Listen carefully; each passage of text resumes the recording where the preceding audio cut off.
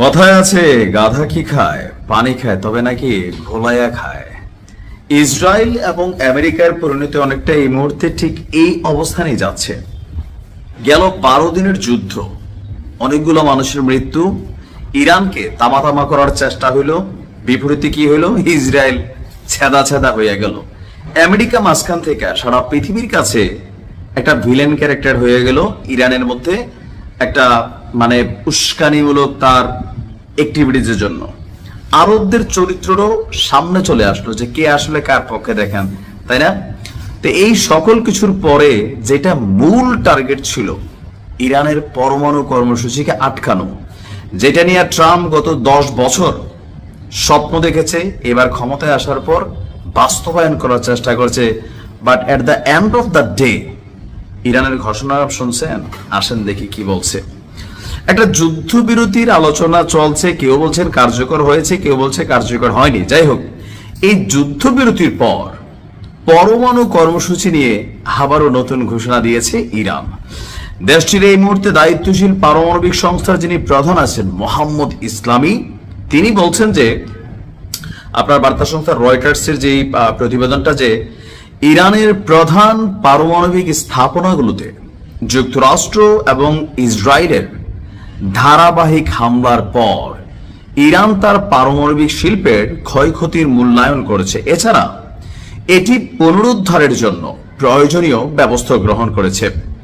উৎপাদন এবং সেবার প্রক্রিয়া যেন কোনোভাবে বাধাগ্রস্ত না হয় তা নিশ্চিত করার জন্য নতুন পরিকল্পনা করা হয়েছে।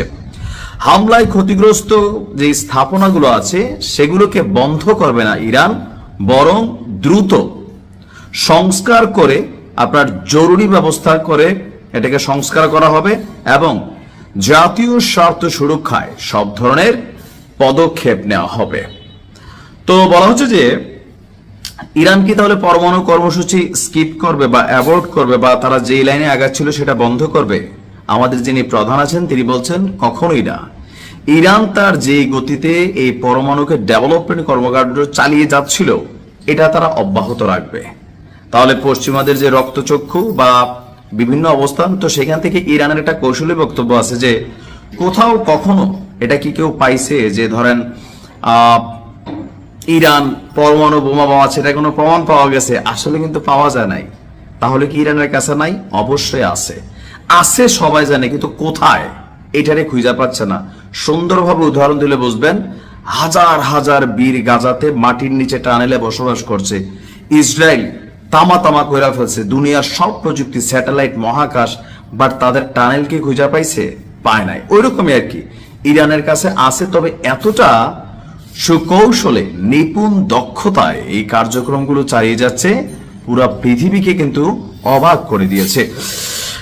এদিকে আপনার সংবাদ মাধ্যম সিএনএনের এক প্রতিবেদন বলছে ইরান অপারেশন মিডনাইট হ্যামার ইরানে যেই মানে অভিযান পরিচালনা করেছিল যুক্তরাষ্ট্র, এগুলো ফর্দো, নাতানস এবং সিফাহানে এই চালানোতে যেই ক্ষয়ক্ষতির পরিমাণ, এই ক্ষয়ক্ষতিতে বেসিক্যালি ইরানের পরমাণু প্রকল্প বন্ধ হওয়ার মতন, অথবা যে এমন অবস্থায় ঘুরাই দিছে বাংকার বিধ্বংসী বোমাটোমা দিয়া যে ইরান আর পারবে না বিষয়টা তা নাই।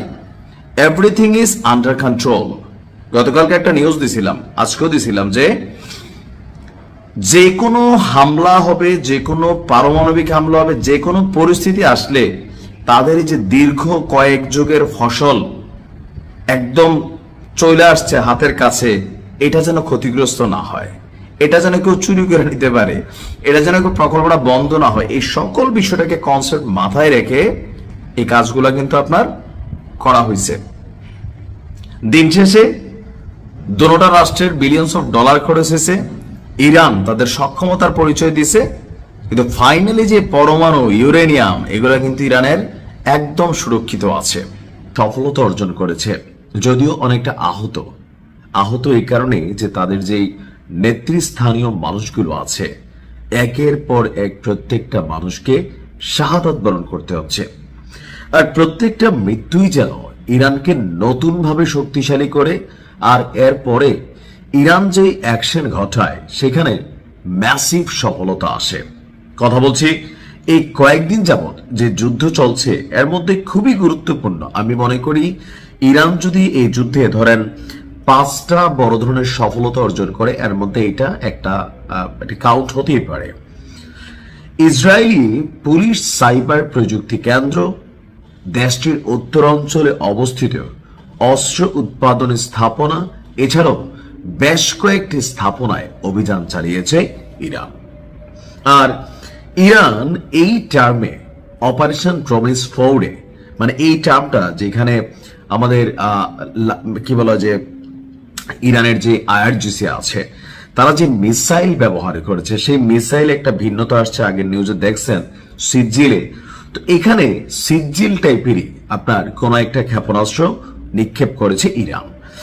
গতকালকে আজকে ইরানের আধা সরকারি বার্তা সংস্থা তাসনিম নিউজ এজেন্সি তাদের যে প্রতিবেদন সেটা বলছে যে আজকে সকাল থেকে শাসক গোষ্ঠীদের সাইবার প্রযুক্তি কেন্দ্র এবং রাফায়েল নামক এলাকায় যে অস্ত্র উৎপাদন কেন্দ্র আছে সেই ভবনগুলোকেই লক্ষ্যবস্তু করেছে ইরানের সেনাবাহিনী। আর আপনারা জানেন যে ইরান প্রযুক্তিতে ইসরায়েল থেকে অনেক পিছিয়ে আছে, এটা আমরা স্বীকার না করার কোনো সুযোগ নেই। তো ইসরায়েলের যেটা মূল শক্তি সেটা হচ্ছে প্রযুক্তি। ইসরায়েলের প্রযুক্তিতে খুব মার্কিন যুক্তরাষ্ট্র ভয় পায় যে তাদের কোথায় কোন নজরদারি চলে। তো সেই প্রযুক্তিকে যখন ঠকে দেয় ইরান, তাহলে বুঝতে হবে ইরানের ইসরায়েলের যে ব্যাকবোন আছে সেটাকেই টার্গেট করেছে। এর পাশাপাশি অস্ত্র উৎপাদন কেন্দ্র, যদিও ইসরায়েল খুব বেশি অস্ত্র উৎপাদন করে না, তবে ইরানের সাথে লড়াইকে চালিয়ে যাওয়ার জন্য তার বাবা যারা আছে মার্কিন যুক্তরাষ্ট্র, চাচা যারা আছে ইউরোপীয় ইউনিয়ন, তাদের সহযোগিতার পাশাপাশি ইসরায়েল যেটা করে কিছু অস্ত্র ক্ষেপণাস্ত্র তারা উৎপাদন করে। তো যতটুকু উৎপাদন করে, যেখানে উৎপাদন করে, এর মধ্যে রাফায়েল নামক যে অস্ত্রগুলো আছে খুবই অত্যাধুনিক প্রযুক্তির। তো এই এলাকাটাকে এবার টার্গেট করে অভিযান চালাইছে। আপনার দেশটির সেনাবাহিনী বলছে ইসরায়েলি ভূখণ্ডের একটি অস্ত্র নির্মাণ কমপ্লেক্সে ক্ষেপণাস্ত্র হামলা এবং ড্রোন হামলা চালিয়েছে ইরান।